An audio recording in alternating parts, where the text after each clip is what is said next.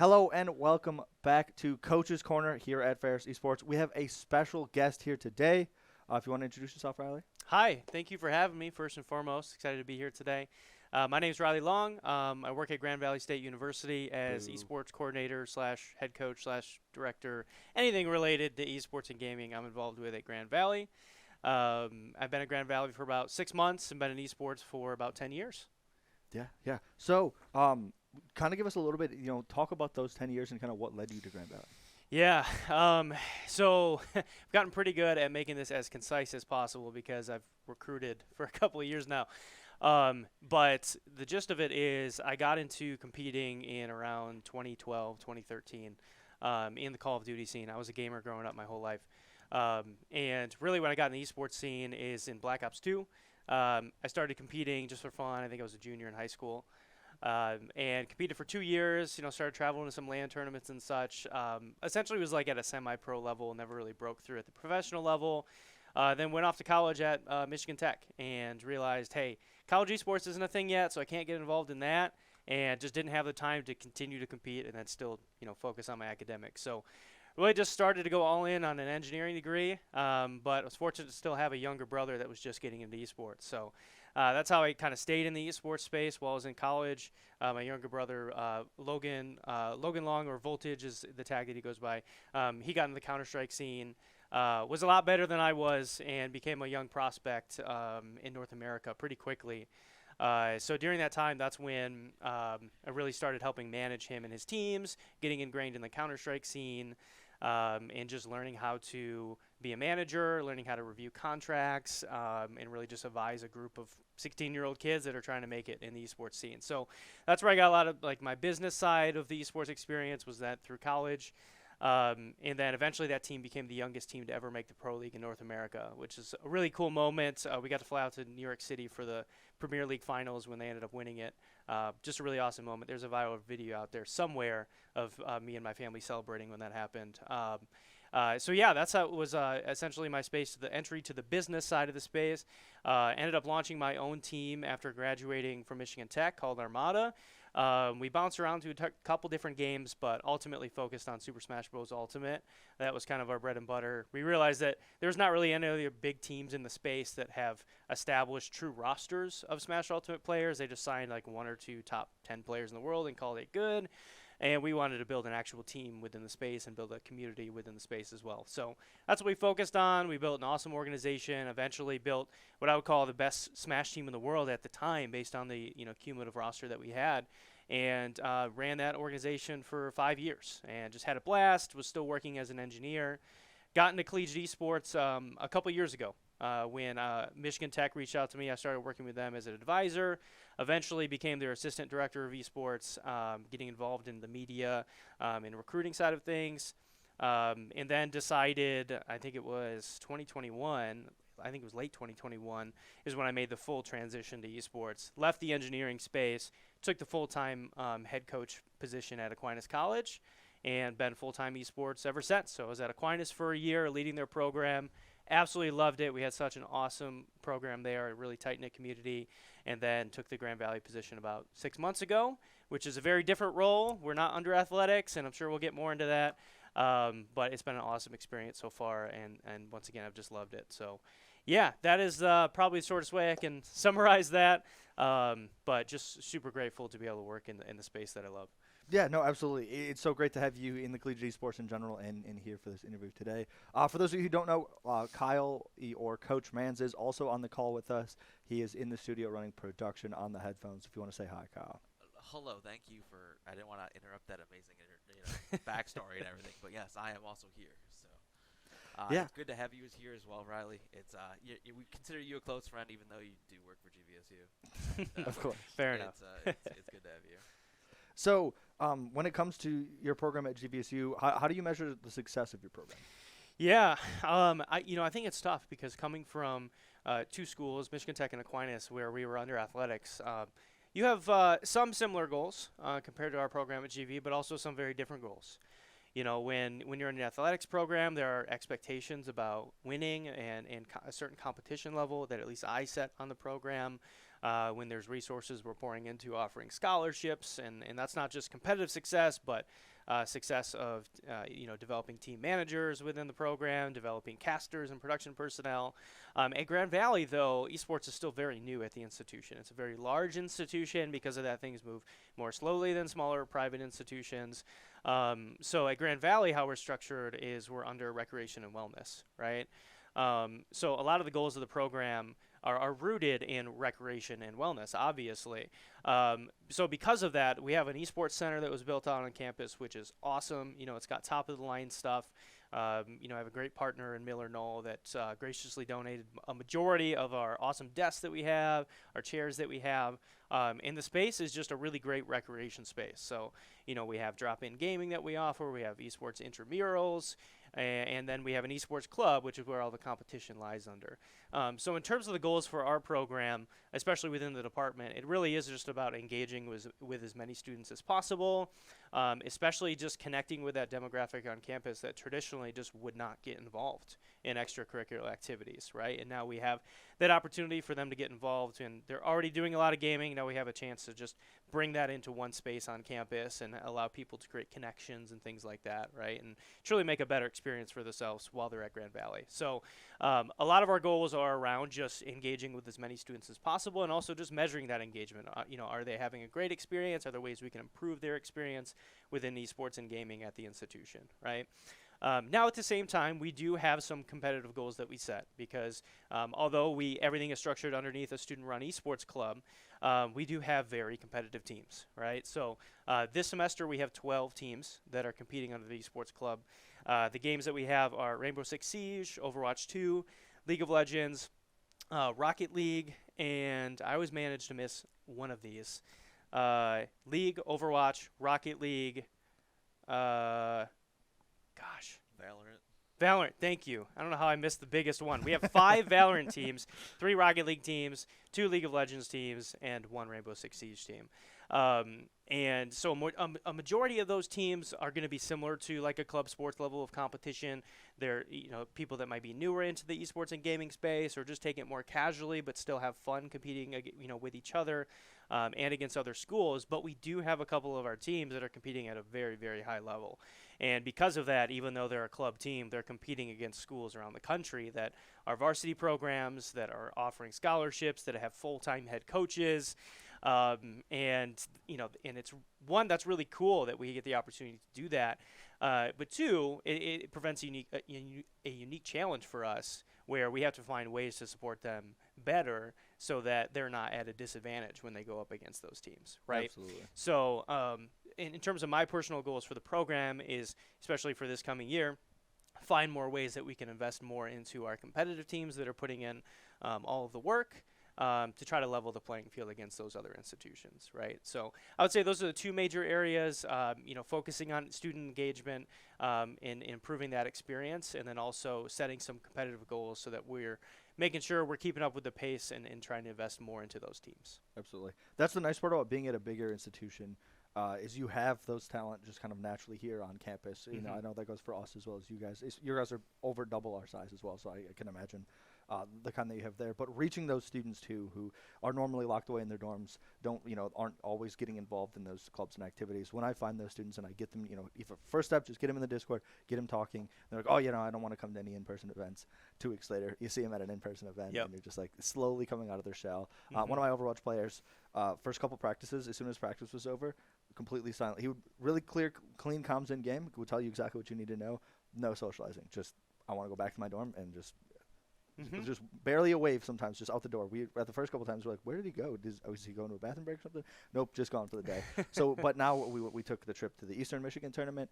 Now he's talking with the team. Kind of, we had him on camera for the match yesterday as well, which was a blast. Mm-hmm. And now to see them, those kind of students get involved, get out of their shell. It's a first semester freshman this semester, Yeah. and meet people on campus who they have similar interests with, right? Which Yeah. At first, a lot of the athletics in other clubs were like, hey, is esports going to kind of eat away at what we're doing, eat away at our student base? Are less people going to go to hockey and football games if we do the esports matches? And I'm like, I told them, I was like, these aren't the same kids, right? There will be some kids who do both, but the more kids that show up to the esports stuff doesn't mean less go to a football game. It's almost exclusively separate pools of people, and the students who do both are still obviously there as well.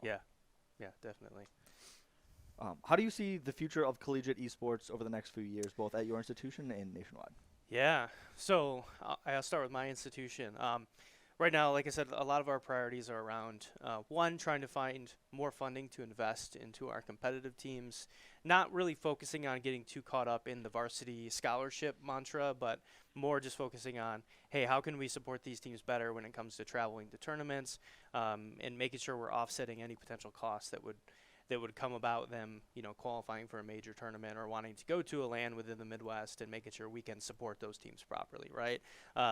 And also being able to invest in coaches, right? So we want to be able to hire coaches this coming year. It's a key goal of mine to be able to do that for the program, so that we have people that are dedicated to supporting those teams, and once again, just helping those teams continually to develop and improve so their development's not stunted. And that really helps with recruiting too, because we get new high school students that come in, especially that have experience competing at the high school level, and then just take their game to the next level, accelerate their development, because we have a coach that's experienced, and not only can bring them into the right mindset based on the culture of the program, but also just help them develop mechanically, right? So those are two major goals around just funding our competitive program. We also, though, have a major goal of launching an actual production. I'm somebody that values esports production. I think it is something that it's one of the best ways to get people more engaged in your program, and it's also one of the best ways to connect what you're doing at your program, at your institution, to the industry, because that is a huge part of the esports industry. That's where a lot of those jobs exist, especially entry-level jobs, is in that production realm. So we are focused on trying to launch a production this next year. We have a location identified. It's still pretty early stages, but we're probably going to be ordering some equipment soon. So that's another really exciting project that we have, that eventually we plan to have a fully student-run operation, where we're going to be live streaming our competitive teams matches. We get students to get the opportunity to learn how to be a caster, learn how to be a producer, and just get more involved and just have more people involved in the general operations of the program. It's going to be a really cool thing. We got a lot of work to get to that point, but I know what the value that will come out of it, and super excited for that. So those are two key things over the next 1 to 2 years that are going to be key for us. And then a couple years down the line, we'd be looking at, trying to identify scholarship opportunities, whether that's via fundraising, through alumni or some corporate sponsors, or seeing if that's something the school would support themselves. So that's kind of the short outlook of the priorities of our program. But in terms of the general landscape of college esports, we're at a very interesting time right now, because we're getting to the point where, even though it's still growing really rapidly, there's tons and tons of schools that are joining left and right. I think we're getting to the point where most of those smaller institutions that have jumped on board, we're going to see that curve, start to level off a bit, because there's just so many schools that are in the country. You get to a point where most schools have an esports program. What I think now you're going to see is, I think we're in the era of those Division I, those Power 5 schools that are going to start entering the space, and that is just going to send shockwaves throughout the entire industry, right? Like you see a school like Michigan State that's investing into esports, hiring a director of esports. You see a school like Ole Miss that's hiring a director of esports, and Ole Miss announced they're offering scholarships, right? You've got West Virginia in the space. That's going to be really interesting to see how those Power 5 institutions that have all of those resources and brand power behind them, when they collide against these traditional esports programs like Maryville University, maybe a school like Fisher College that kind of came out of nowhere but has a ton of competitive teams, or a school like Northwood. How are they going to fare recruiting up against those schools and trying to match those schools? I think is very fascinating. So I think that's really where we're at in the landscape right now. It's super exciting, because there's just going to be so many more opportunities that are opening up for students that want to get into esports, so many more scholarships that are going to be offered. And I think that's where we are right now, that pivotal moment of those bigger institutions jumping in, competing against the traditional powers, and then also specifically those national leagues like NACE or NECC. Where are those institutions going to compete? Right? And then are the athletic conferences going to get involved? There's so many things that come along with it. It's really, really interesting time right now, for sure. Yeah, I'm definitely glad the GLIAC for us has been involved. We did our first GLIAC championship this year. But seeing those, Big Ten, seeing Michigan State pour the resources that they have into the space, those are the leaders who, if you get the money, they can set industry trends. Yes. And it's going to be interesting to see, how long it takes some of those other schools to kind of catch up at that level. Yeah. So, and to see yet, like you said, the Northwood, the Fishers, if they can keep their lead. Or how they plan on doing that. I know those schools are very key on, hey, we believe in our structure and we believe that we can do that. Mhm. So it's just a matter of keeping pace with that. I mean, you even look at like Notre Dame. They're a smaller school overall, but they keep up with the D1 because they've been there since the beginning. They've consistently been good. Mhm. So I definitely believe some. I don't want to call them no names, but no names in the traditional athletic sense. Sure. Schools will be able to keep pace with the big dogs as they start to enter the space. Yeah, agreed. What makes collegiate different than traditional, like Tier 2 to you? Yeah. So right now there's definitely a lot of blurred lines between the two because coming from someone, so a great example is my younger brother where he became a pro in Counter-Strike. He was a pro for about 6 months to a year. I kind of dropped out of the pro scene, jumped back into the pro scene and played for Space Station Gaming for a while and then jumped back out of the pro scene, wasn't able to sustain that consistent professional career, which in traditional sports is the most common thing that happens, most people that make it to the NFL are out in a couple of years, right? So that's super common. So what you're seeing is a combination of ex-professional players that can sustain themselves and then you also have Tier 2 players where they are on the come up, but they're still not to the point yet. They're ready to play at a professional level. Those two pools of players are looking at collegiate, right? Because they see it as an opportunity to not only really compete in a space where it's, especially if traditionally they've struggled to get their parents to support it. That's much easier to support something if they're competing at a collegiate level. Or two, just do the smart thing and have a backup plan, right? That's why that traditional athletics pipeline works so well because if things don't work out, well, you do have a degree at the end of the day, right? So I think that's been really interesting. That's why you've seen, especially in a scene like Overwatch, so many Tier 2, Tier 3 players that are competing in collegiate. That combination of, hey, here's a great backup plan, and also this developer maybe hasn't supported this scene so well, so that it's not really sustainable for us to just do that full time, be a contenders player or be a Tier 3 player. Even right? with that, too, like collegiate teams are beating Overwatch League teams. Like last night, the Maryville and Northwood team beat the LA Valiant team. Yeah. And it's just like, that's crazy to see. And it's cool for the collegiate team. I know Redbirds are doing really well in there as well. These actual collegiate teams not only competing against the pros, but winning pro matchups as well. Yeah. So it's really interesting. There's also like some controversy around it too, because there's some people that think that, pro players shouldn't be playing in collegiate esports. Some people that think that they should. I think that is another interesting thing to look at over the next 5 years. Are any of these major leagues going to make rulings about that? I don't think anyone's going to go as far as making like an amateurism rule like the NCAA has, where it's like if you earn any prize money ever, you're never eligible for collegiate. But I think you are going to see more rules and regulations around whether it's just current professional players can't play or you got to be removed from the professional scene for a certain amount of time. That's another huge thing that I think is going to drastically affect that Also, community. what defines a professional, right? If you're signed to a Smash org that pays an entry fee to a $10 tournament, does that disqualify you versus, Yes. you made $100,000 a year on a contract for a pro team? That's the trickiest part. You're going to have to set those expectations for every single of those major game titles where those rules are going to apply, right?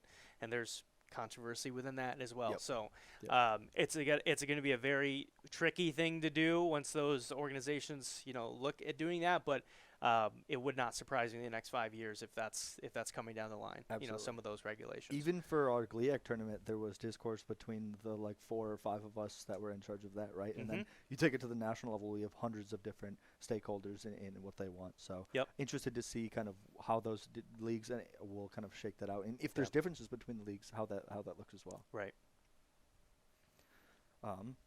Yeah. So as far as your kind of, do you have a little mini pitch for those interested in collegiate esports at your school, kind of that you want to give to people? Yeah, Yes. definitely. I am looking for a place. So as I mentioned, like our school has very different goals than traditional programs that are rooted in athletics, right? So there are some things we're just not going to be able to offer to prospective students just yet. We're not going to be able to offer scholarships. We don't have coaches yet. We don't have funding for our competitive teams yet, but that is coming down the line for this next year. So I always like to just be upfront and transparent about what we can truly offer, because for a lot of people, the financial part of it is the most important decision for them nowadays, especially when school is so expensive. So I think it's important to be transparent about that. Now, at the same time, I'm at an institution that is very affordable. Our in-state tuition, I believe, is $13K a year. Out of state's like 18 grand a year. That's very affordable to a majority of the schools that are offering scholarships in the space, especially for private schools. So there are a lot of cases where our school becomes more affordable. Even if you get a $5 grand scholarship to a private school, it still might be more affordable to go to Grand Valley and compete for our esports team, right? So I think that's a strength that we have, is in general we can make it very affordable to go to school at Grand Valley. And at the same time, we do have a lot of investment from the university in the space, right? We really do value recreation and wellness. We value that balance, finding that balance at our institution, making sure that we're not just grinding 65 hours a week and we're just doing the bare minimum of classes. We really focus on making sure that everyone's, valuing wellness at the end of the day. So there's a great opportunity to come and get involved and compete at a super high level, but at the same time making sure that we have all the support resources for you to make sure you're living a balanced life still, prioritizing your academics, still having a social life, getting involved in other things on campus. So that's a big thing about our program. That's the culture I want to instill in our program, and I expect as even if we invest more and more funding into the program, even getting scholarships someday, we still want to maintain that at the core, is valuing that balance, right? Absolutely. And so as I mentioned, we have an esports center on campus. It's got all the top of the line equipment. We're in the process right now of figuring out when we're going to replace this too, so we're getting ahead of that to make sure we will still always have the top of the line equipment. So our Laker Esports Center, just a great facility for our teams to compete out of and play out of. And then we have opportunities to get involved. Even if you're somebody that's pretty new into esports and gaming, you can get involved in drop-in gaming, potentially start playing in intramurals. If you like it, and especially if you're good at it, you can try out for a club esports team. And we just have a really great tiered system on how to get involved and just climb your way up to one of those competitive teams too. So we're not just looking at, the best of the best talent. We love just getting that natural talent, or just people that have a passion for esports, coming into the institution, joining our program, and just getting involved, right? So I think we're set up really well. We have a really good base of our program, and now it's about just finding ways to invest more, so that we can provide more opportunities for players to develop and just become some of the better talent in the country. Right? Absolutely. What's your kind of favorite part of your role in the industry and your current job as well? Yeah, this is tough because I personally, made the transition from working full-time as an engineer to full-time in esports. So in general, I love everything. Right. Now, just like, any job, there's some things that you do that are boring. Right. Don't get me wrong. I don't love every single thing, like putting together a roster spreadsheet each semester. But at the same time, at the core of it, I just love being a part of the industry that I've just been a part of essentially my whole life, whether it was just a casual gamer or, getting into esports.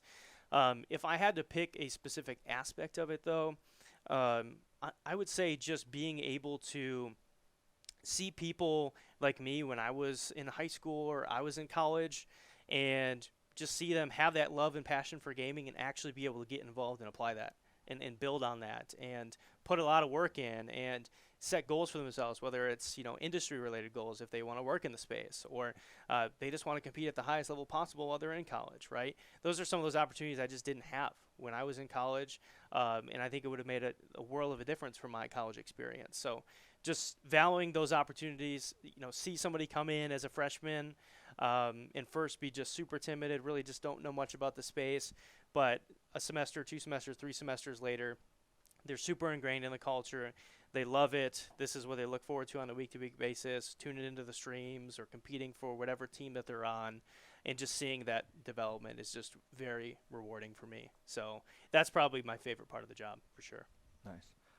Yeah, I'm in the same boat. When you see those students kind of grow as people and just come out of their shell and find like-minded people. Oh, that's one thing I went to a very small high school. So we had like 1 or 2 kids who in every grade who they felt super ostracized. But when you see those kids go to college and they find a group of 30, 40 people who have the exact same interests as them, and you're just like, oh, this is what I see it all the time in our game design program, where it's a lot of those style of kids that come in and just go, oh wait, everybody here is like me. This is awesome. I get to finally have that community experience, and then we really gel with those people. So. Yeah, that's a super key part of it too, because I went to a small rural school. There were not a lot of gamers at my high school.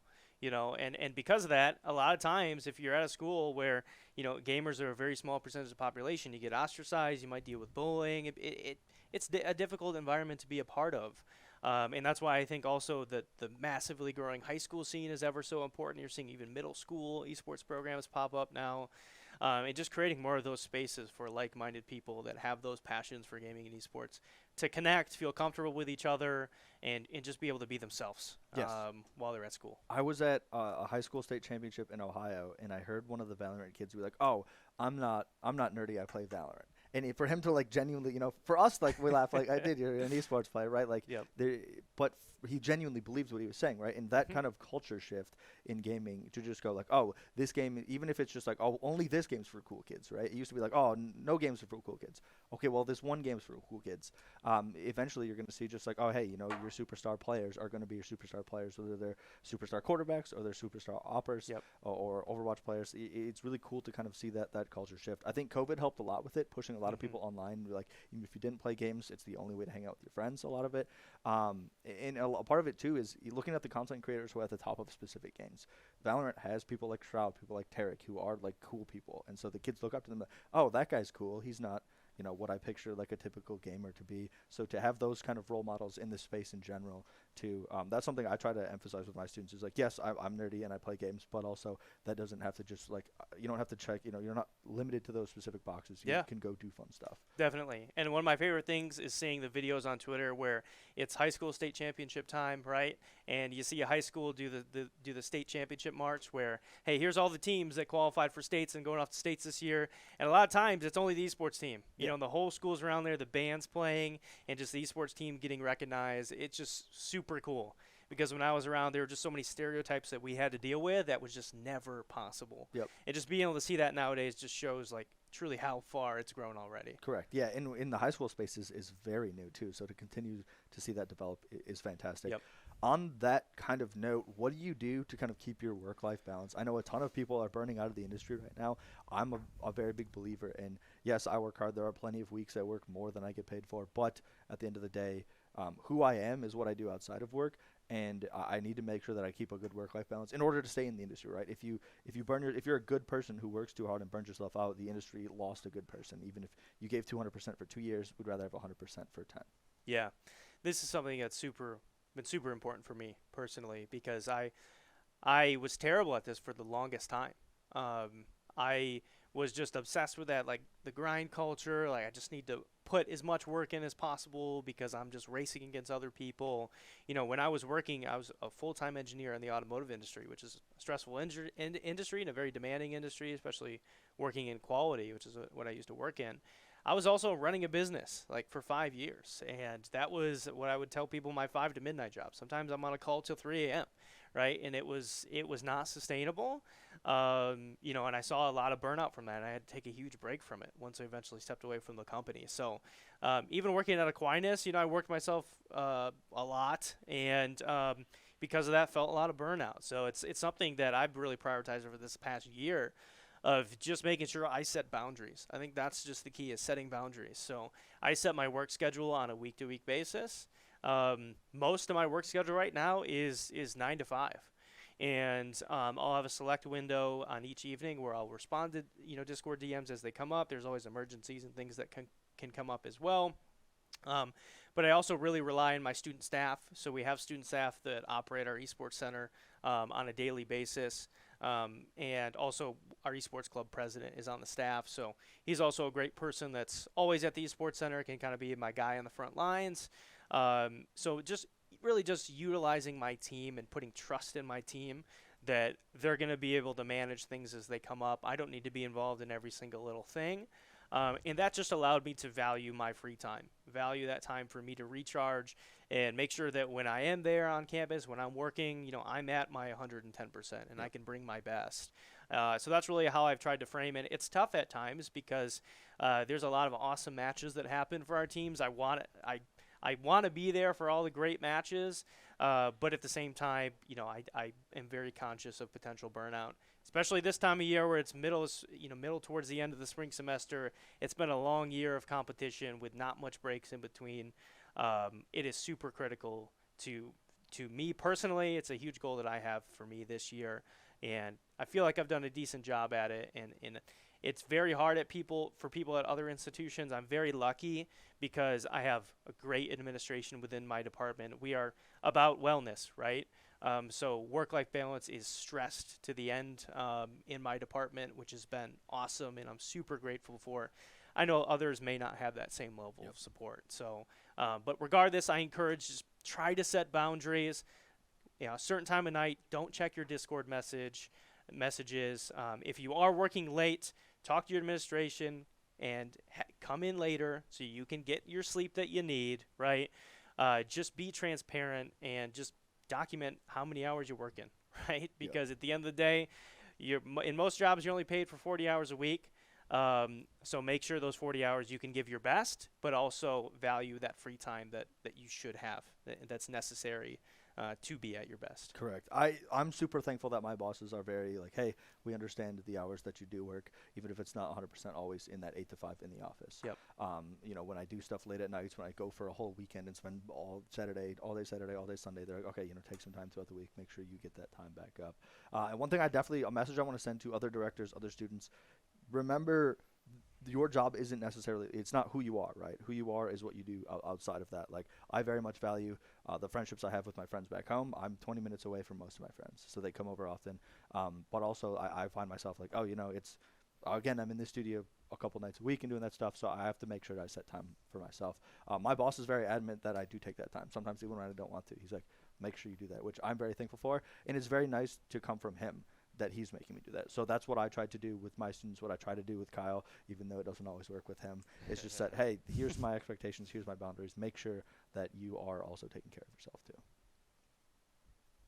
But that's all the questions I had off the top of the head. Is there any kind of thing else that you wanted to bring up, mention?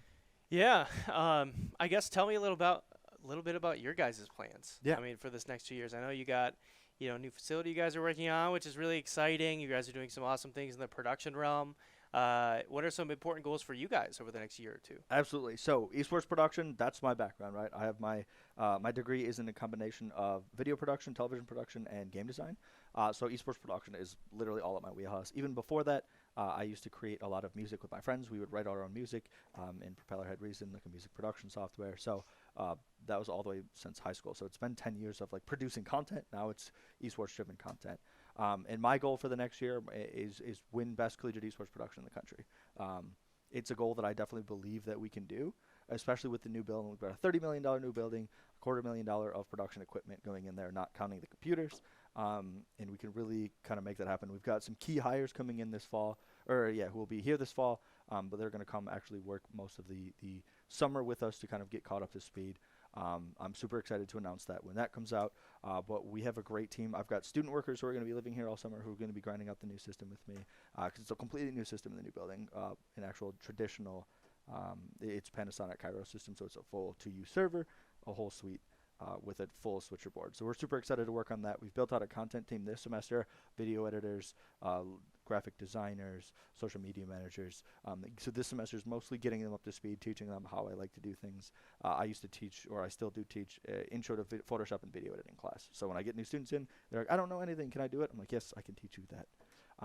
But getting that content machine up and running, fully kicking for the fall semester is really what I'm prepared for. We got a 30 computer arena at 1,600 square foot. So with the 30 computers in there, it also has space for 50 spectators, and then 2 full Smash Brothers setups. Nice. So with couches and everything. So stage in front, video walls, 3 different pan tilt zoom cameras mounted in the ceiling. So we'll be able to get different views, webcam players on every single player up on the stage.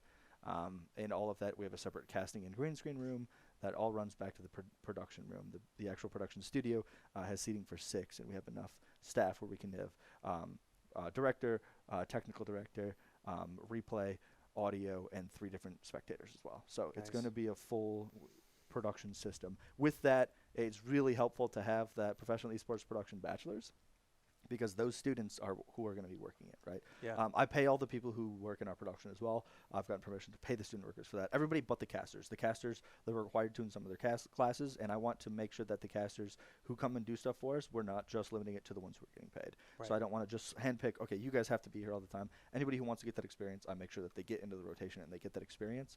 But everybody else behind the scenes, they're getting paid for all that stuff as well, which I'm a very big believer in, paying people for what they do. Even I have some great graphic design students who have had do custom logos for say my open division team, and I pay them separately, just okay, hey, I know you did this work. This is an actual stuff. When I was a student, I filmed actually my advisor's, both of his daughter's weddings, and he paid me for those. So it's very something that I was taught, which is to be very thankful, and to make sure that I get the students right. The students' time is their time, and they need the money more than we do. So yeah, and I mean just the investment you guys are making, that student experience is going to be so awesome. I could just imagine coming in as a freshman, and I'm somebody that, maybe in high school I was into esports, but didn't have an organized high school club or anything like that. But you come into a facility like that, and whether it's you just come in to watch a Valorant match and you're just sitting in the crowd, but then you see the energy, you see the recognition, the teams are getting up on stage because their faces are on screen, they're getting hyped, they're getting crazy, and that could just be that simple flip of the switch to, have somebody to say, you know what, I'm going to get involved in this. I want to be on that stage someday. And it'll just start the snowball rolling. It's just going to be really cool. And I think a lot of institutions, I think should drive to get to that point someday as well.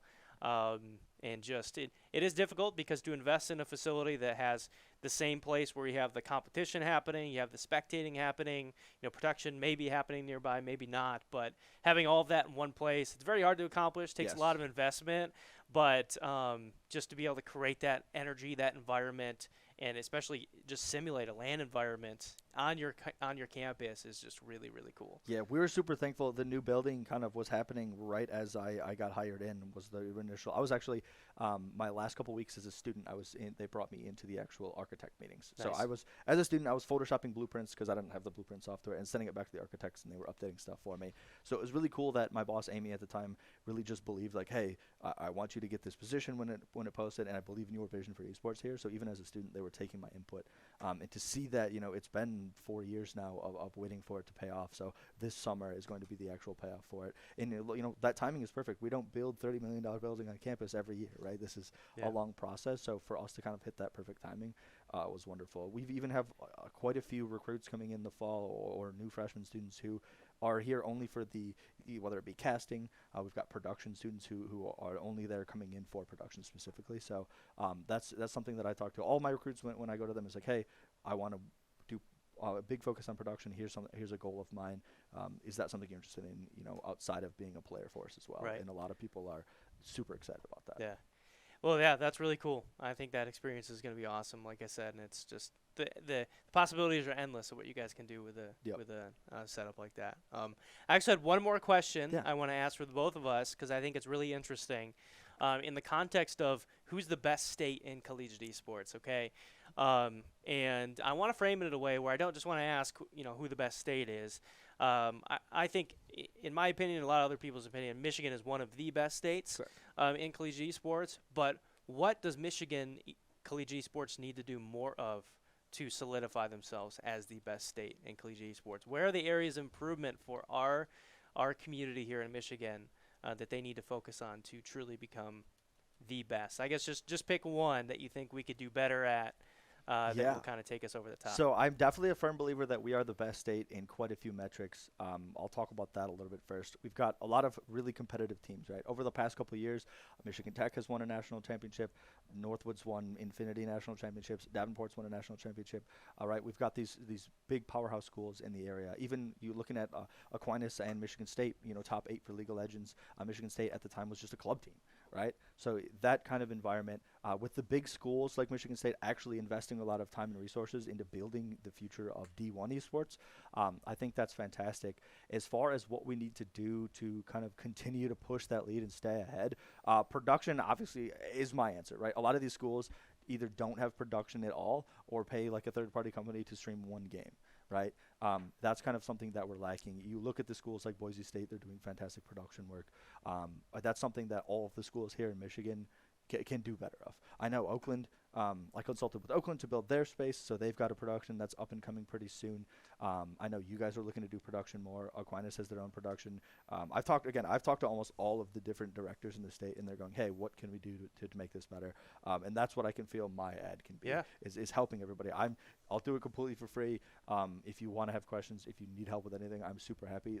So the ceiling of collegiate esports is here, right? We're as a collegiate esports, we're here. So I'm okay giving away my quote unquote secrets or tech to help us all get closer. Once we get closer to that, 1% edge defines your program, then it starts to become a little bit more reserved. But right Sure. now, everybody has so much room to grow.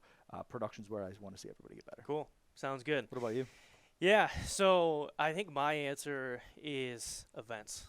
I think that larger scale events, whether they are professional development events, whether they are just large scale, either professional or collegiate or high school esports tournaments, or just community based initiatives and events, and creating more connections with the different cities in the state, the different communities in the state, and just getting more ingrained into those areas. I see some other states. I think California is a good example where there are a lot of those California schools that have some high-end esports programs.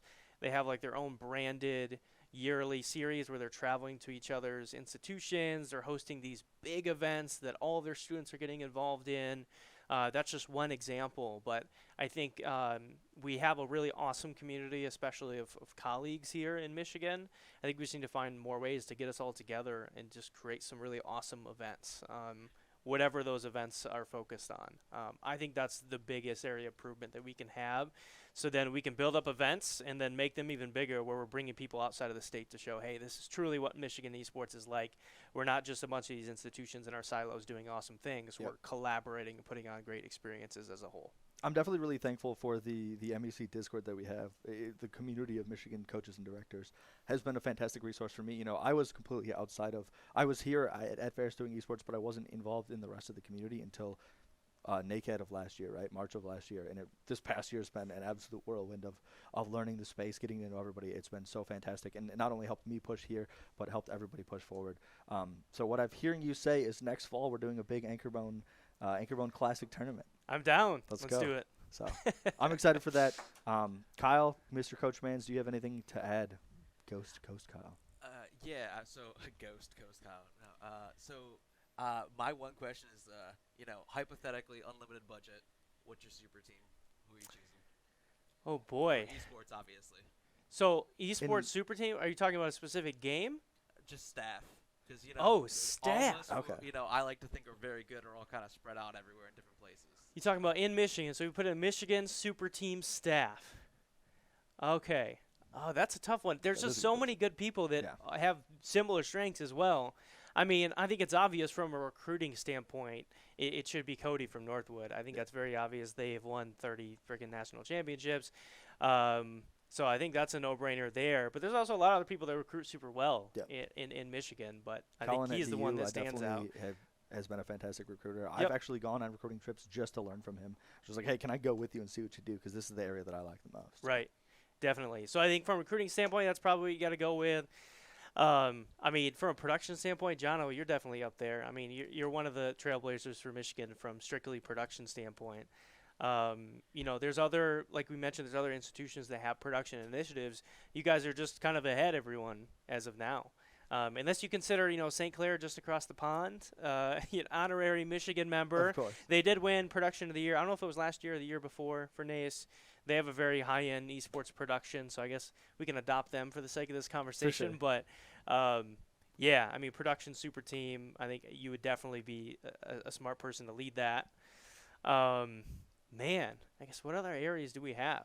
I mean, I guess just strictly from just a high-level standpoint, of just overseeing things. I mean, Bilski's a great person that's been at multiple institutions. He's seen things, from athletics. Well, actually, every program he's been under has been athletics. Yeah, until Michigan State, 'cause I think they're under Well, he was communications and art sciences. when he was at GV. Oh, that that's was- right. Yeah. So recreation and wellness. So he's seen a lot of different perspectives and just higher education in general. I think he's a good person to kind of be in more of an advisory role or administrative role in that sense. Yeah, I think those are just a couple. But honestly, you can take someone. Every person that's leading an institution in Michigan right now is really good at something. Yes, That's what absolutely. I've learned through the MEC. Everyone can bring something to value to conversations, bring something to the table. So if I can have it, let's just take all of them, and we'll figure out a role for Oh, each we- one. If I've got absolutely. an unlimited budget, we'll figure something out. I definitely honorable mention for me goes to Coy. Yep. From my understanding, he was with MTU when they won their national championship. Yep, I was up there with him too. Yeah, so Yeah. he has led 2 different institutions to CS:GO national championships with completely different rosters. Yeah.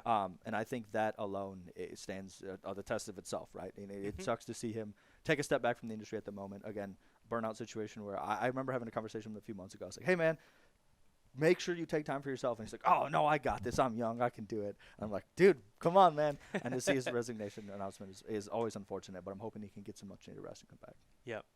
Yeah. And of course, you, Kyle, you always know that I wouldn't be able to do what I do here without you. Again, Ferris, hire this man, please. Let me get him in here. The esports here needs it for sure. Yeah. I Yeah. appreciate that because I mean I was waiting for Riley to say me, but that's fine. I handed you an underhand Well, it was softball pitch. But It was such a given that he didn't think he needed to mention it. of Exactly. course. Come on, Uh-huh. Kyle. Sure. But thanks, Riley, for coming out up here to Big Rapids, Yeah. having us here. We'll give you kind of a tour of the rest of the esports spaces on campus. Thank you guys for tuning in. I know a lot of you actually watched to the end. If you do watch to the end, make sure to DM me, KEKW Laugh, if you have Nitro, or just type it to me. That way I know you guys are still here. But I always appreciate the students who come up after we drop these and just go, hey, I was talking about this. Here's my thoughts on that. It makes me, sometimes it's just like, oh, is anybody watching this, And then the students come to me and talk about it. And I'm like, oh, that's always much Yeah. appreciated. That's awesome. Well, thank you guys for having me. It's Of a lot of course. fun and excited to see your guys' facilities Same today. to go for you. Yeah. Take care.